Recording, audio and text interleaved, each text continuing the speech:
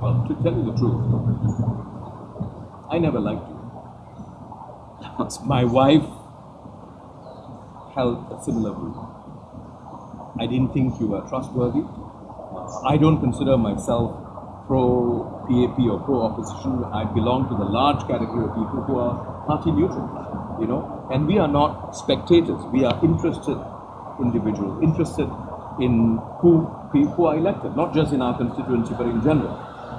Many of my friends hold a similar view. And it's the view that you talked about, that caricatures you as a liar, gangster, psychopath.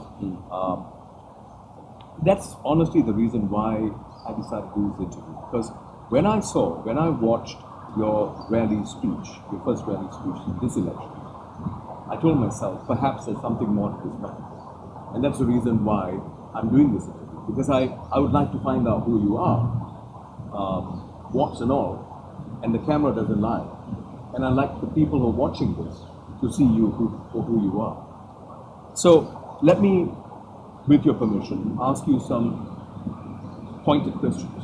It may make you uncomfortable, you may choose not to answer them, but I'm going to ask you anyway.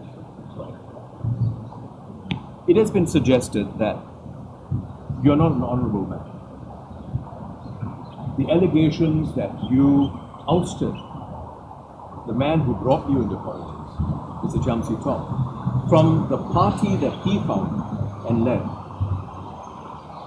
often described as the doyen of opposition politics in Singapore, that you bit the hand that fed you. How would you respond to that?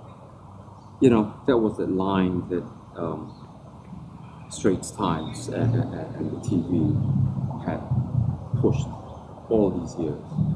If you look at what's come out in court during the court battle that the party had with Mr. Chiam, you will see, and this is, I want to emphasize this, these are all in court documents. You can verify it as to whether I'm telling the truth or not.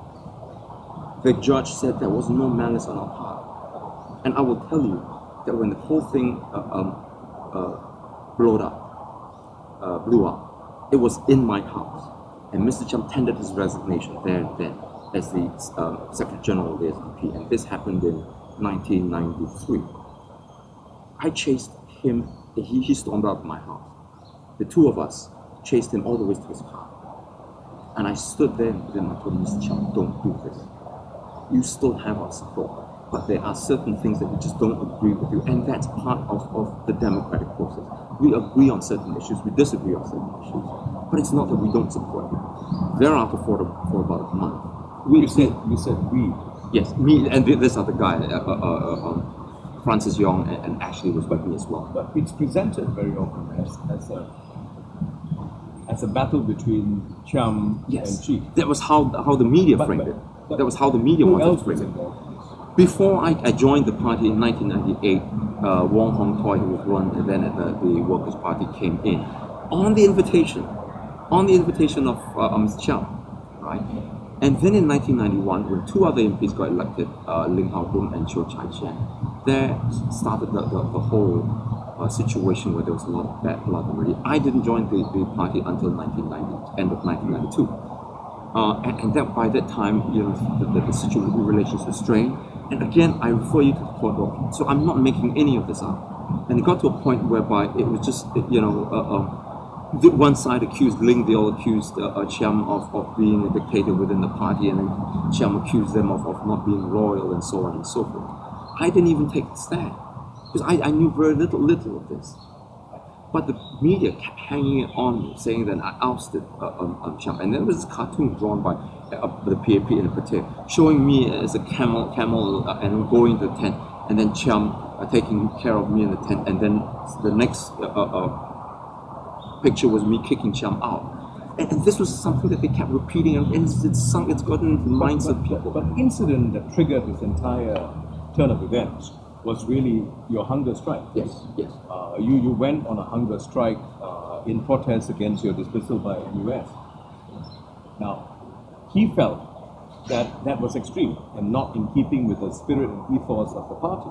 And he, as the Secretary General, had every right to feel. Sure. And that was the whole thing, that when they met, they all of them, including Chiam, supported what I did. And then at some point, and I don't know when it was, Mr. Chiam changed his mind. And then the rest of the CEC said no. They stayed with me. And when you do that, you take a democratic vote. And Chiam was the only person that didn't support me. After he said that he would.